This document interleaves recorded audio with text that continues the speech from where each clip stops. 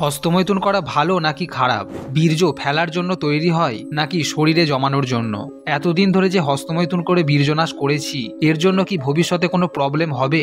এই সমস্ত প্রশ্ন আপনার মনে কখনো না কখনো এসেছে, কিন্তু এর সঠিক উত্তর আপনি পাননি। হস্তমৈথুন করে বীর্য ফেলার পর সবাই এটাই চিন্তা করে যে আর কোনোদিন এই কাজ করব না, কিন্তু এর কারণ কি?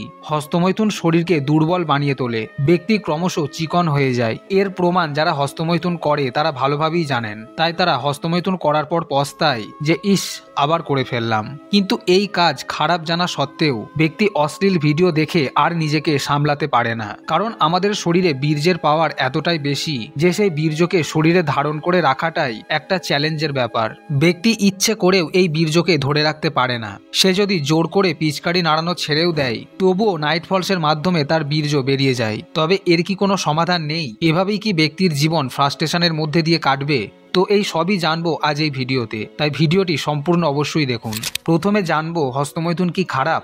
দেখুন, এক কথায় বললে হস্তমৈথুন করা খারাপ নয়, কিন্তু প্রশ্ন তাহলে কেন সবাই খারাপ বলে? দেখুন, আপনাকে একটা কাজ দিচ্ছি, আপনি এক সপ্তাহ টানা হস্তমৈথুন করে যান, আর এক সপ্তাহ টানা হস্তমৈথুন ছেড়ে থাকুন। আপনাকে আমাকে বিশ্বাস করতে হবে না, আপনি নিজেই বুঝতে পারবেন হস্তমৈথুন খারাপ নাকি ভালো। এক সপ্তাহ লাগাতার হস্তমৈথুন করে যদি আপনার মনে হয় যে এই কাজ খুব ভালো জিনিস, তাহলে আপনি তা চালিয়ে যান, কেউ আপনাকে বাধা দেবে না। কিন্তু আপনারাও ভালোভাবেই জানেন এই এক সপ্তাহ লাগাতার হস্তমৈথুন করলে কি অবস্থা আপনার হবে। অর্থাৎ আপনারা যারা এই ভিডিওটি দেখছেন প্রত্যেকেরই এই অভিজ্ঞতা নিশ্চয়ই হয়েছে যে লাগাতার বীর্যনাশ করা কতটা খারাপ। তাহলে আমি কেন বললাম যে হস্তমৈথুন ভালো? একটা বয়সের পর কিশোর ও যুবকদের শরীরে এক ধরনের হরমোনাল পরিবর্তন ঘটে। সেই সময় তাদের দেহে এক বিশেষ উত্তেজনার সৃষ্টি হয় এবং সেই উত্তেজনার বেগ কমাতে ব্যক্তি হস্তমৈথুন করে। এই উত্তেজনা যদি শরীরে তৈরি না হতো তাহলে পুরুষ মহিলা কখনোই মিলিত হতো না এবং কোনো প্রাণীরই বংশবৃদ্ধি হতো না। তাই হস্তমৈথুন তখনই করা উচিত যখন শরীরে স্বাভাবিক নিয়মে উত্তেজনা আসবে। কিন্তু অধিকাংশ ব্যক্তিরাই খারাপ ভিডিও দেখে জোর করে শরীরে উত্তেজনা নিয়ে আসে এবং হস্তমৈথুন করে। এক্ষেত্রে হস্তমৈথুন খারাপ। এখন দ্বিতীয় প্রশ্ন, বীর্য জমানোর জন্য নাকি ফেলার জন্য? কোনো ব্যক্তি যখন অতিরিক্ত বীর্যনাশ করে তখন তার শরীর অত্যন্ত কমজোর হয়ে পড়ে, তার বীর্য পাতলা হয়ে যায়, তার শরীর শুকিয়ে যায়, স্ট্যামিনা কমে যায়। এই ফাঁকে আপনাদের বলে রাখি, এই সমস্ত প্রবলেমকে যদি আপনারা দ্রুত সলভ করতে চান তাহলে একদিকে যেমন আপনাকে বীর্যনাশ বন্ধ করতে হবে, সেই সাথে আপনাকে এই কাজে হেল্প করবে নেচার মানিয়ার টেসআপ ক্যাপসুল। এটি 100% ন্যাচারাল আয়ুর্বেদিক ইনগ্রেডিয়েন্টস দিয়ে তৈরি, যেমন অশ্বগন্ধা, যা ন্যাচারালি আপনার স্ট্যামিনা বৃদ্ধি করবে এবং টেস্টোস্টেরনকে বুস্ট করবে। এছাড়া এতে থাকা জাইফল আপনার স্ট্রেস লেভেলকে কমাবে এবং মিলন প্রক্রিয়া উন্নত করতে হেল্প করবে। শুধু তাই নয়, আপনার ইঞ্জিনের ব্লাড ফ্লোকে বৃদ্ধি করতে ও শরীরে রোগের ঝুঁকি কমাতে গার্লিক বা রসুন, এছাড়া এতে থাকা কঞ্চ সারা শরীরে রক্ত সঞ্চালনকে উন্নত করবে, সেই সাথে মানসিক চাপ ও উদ্বিগ্ন কমাতে ভালোভাবে হেল্প করবে। এই ক্যাপসুল দিনে 2 বার খাবার পর খেতে হবে। পুরুষ ও মহিলা উভয়ই এটি ব্যবহার করতে পারবেন। এই ক্যাপসুল জিএমপি ও আইএসও দ্বারাও সার্টিফাইড। আমি ডেসক্রিপশন ও কমেন্টে এর সমস্ত লিঙ্ক দিয়ে দিয়েছি,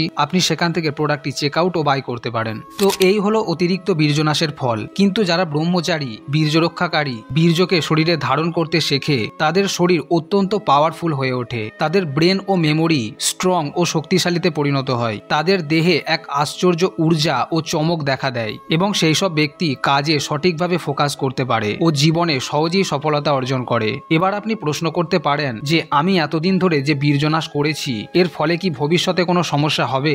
দেখুন, হস্তমৈথুন করা ব্যক্তিরা যখন তাদের ভুল বুঝতে পারে এবং হাতের কাজ ছেড়ে দেবার চেষ্টা করে তখন তাদের মধ্যে বেশ কিছু ব্যাপার লক্ষ্য করা যায়। এই সময় কেউ আরো রোগা হয়ে যায়, কারো নাইট ফলস হয়, আবার কেউ প্রথম থেকেই এর উপকার পেতে শুরু করে। সেটা তাদের শরীরের কন্ডিশনের উপর নির্ভর করে।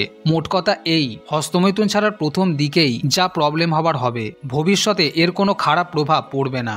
কিন্তু অধিকাংশ ব্যক্তির সমস্যা এটাই যে তারা এই কাজ ত্যাগ করতে অনেক দেরি করে ফেলে, ফলে মাঝ বয়সে তাদের প্রবলেম আরো বেশি করে দেখা দেয়। তাই এটাই হলো রাইট টাইম নোংরা পথ ছেড়ে ব্রহ্মচর্য শুরু করার। আপনি যদি আজ থেকেই এটি ত্যাগ করতে শুরু করে দেন তাহলে মাত্র অল্প সময়েই আপনি এর পরিবর্তন দেখে এক আনন্দের জীবন শুরু করতে পারবেন। সো কমেন্টে আই অ্যাম পাওয়ারফুল লিখে আজ থেকেই ব্রহ্মচর্যের পথে চলা শুরু করে দিন এবং যারা নতুন তারা অবশ্যই চ্যানেলটি সাবস্ক্রাইব করে এই পথের সঙ্গী হয়ে যান। খুব শীঘ্রই দেখা হচ্ছে পরবর্তী ভিডিওতে। ধন্যবাদ।